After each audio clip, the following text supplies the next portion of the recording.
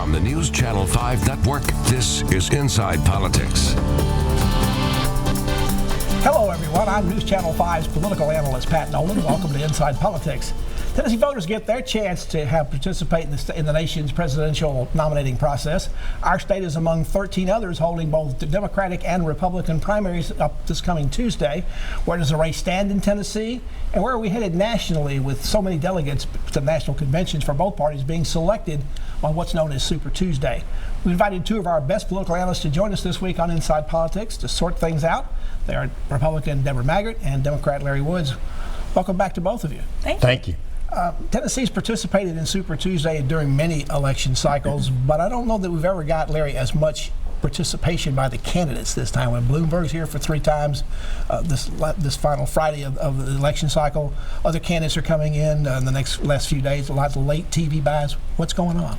I think the primary difference is, first time in a long series of cycles, there's no clear Democratic winner after Iowa, New Hampshire, Nevada.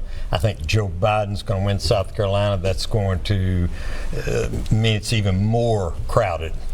Deborah, the turnout overall is a lot lower than it was in 2016 because we only have a really active primary on one side. President Trump's got less than nominal opposition against him. What are the Republicans going to do? Any of them going to cross over perhaps and vote for what they might consider to be the weakest Democrat? Well, they might, but I think they might be breaking the law if they do that. You know, we have rules about that. Well, you can be, people do that. I know they do. You can be a Democrat for a day or a Republican for a day. That's true. We're still on this open. We're still in this open primary state. That's right. Well, everybody would think that they'd all be focusing everything they could on both California and Texas. So why come to Tennessee very much? And yet they're all coming here, even some with late things. Is there a feeling that they want to get a delegate if they can, because it's not just given on a statewide level? That's right. There are rules now where you can win some delegate seats based on the vote in congressional districts if you're more than 15%. And the threshold is 15%, That's right. Which is what's going to lead to a brokered convention in Milwaukee for the Democrats. Well, the fact that Bloomberg's coming here 3 times on that last Friday, is that an indication that Tennessee's one of the states he thinks he can win? I would assume so. Bloomberg obviously has enough money to run every poll you can imagine. But he's canceled a couple of late television buys. Not completely, but he's cut it back. What does that mean? He needs money someplace else? Bloomberg has hit his high point and is going down, and therefore I think he feels like he needs to focus his assets in the big states like California, Texas. Deborah, Bloomberg had a terrible first debate when he came on 2 weeks ago, and then last week he had another debate. Did he do better? Has he gotten any momentum back in your eyes?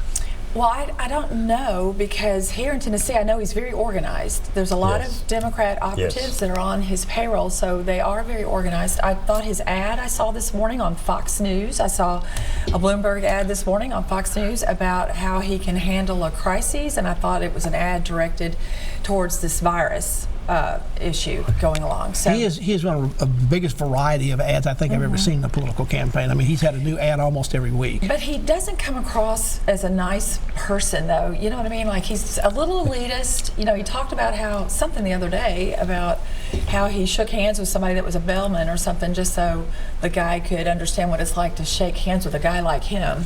You know, I mean, what is that's that? Awful. You know, so that's not very nice, right? I mean, Trump has his moments when he is not nice at all. If anybody but little guys like Trump. If anybody on the Democratic side comes in as the front runner, it's probably Vermont Senator Bernie Sanders. He's won a couple of the last 2 primaries in Nevada, also did well in New Hampshire, and almost won in Iowa, although nobody will ever know who won in Iowa. True.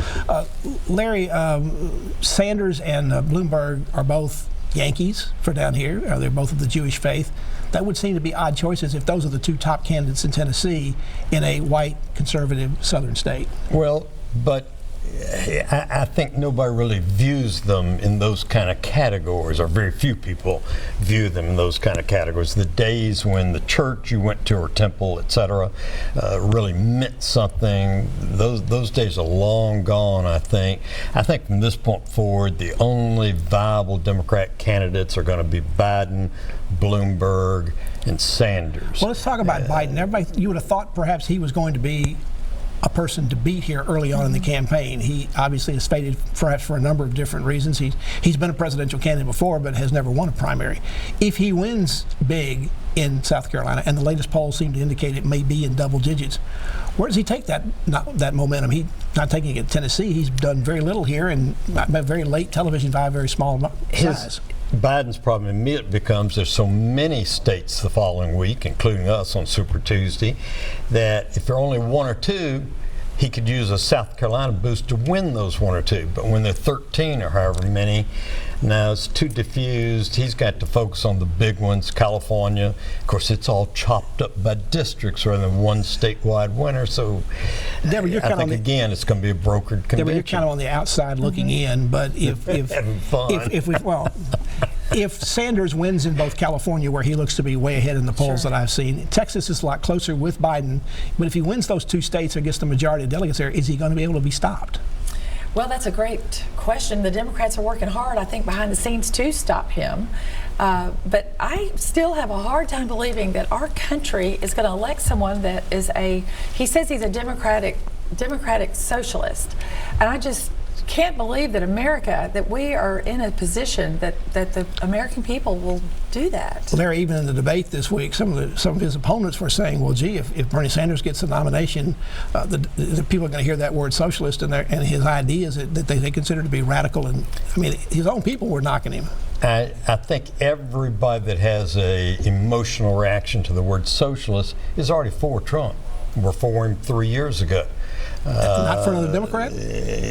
I'm saying that the anti-socialists, whatever that means, are for Trump, regardless of who the Democrat nominee is. And the reason any of the Democrats can win in November, Biden, Bloomberg, Sanders, or if any of these other minor candidates now show up, is primarily, look at the margin of victory for Trump in those Midwestern states that won the election for him. They're all less vote totals than the Green Party candidate got. If we run a candidate who appeals to the Green Party voters, we win in November. Does Sanders get enough delegates as he goes into Milwaukee to win on the first ballot? Is that going to be the big problem? You're going to have a brokered convention? I don't think any of them are going to get a majority of the delegates going into the convention in Milwaukee. It'll be the first time we've been in that situation since 1960 when Kennedy got a first ballot nomination in the Los Angeles convention. Therefore, all these candidates that I like who aren't doing well enough, Buttigieg, Warren, etc., they're going to stay in it to the bitter end. They could control the convention with 100 delegates when we get to Milwaukee. We're talking to Larry Woods and Deborah Maggart. We're talking about the 2020 presidential race and Super Tuesday coming up here in Tennessee on Tuesday. Back to continue our conversation after you watch these messages.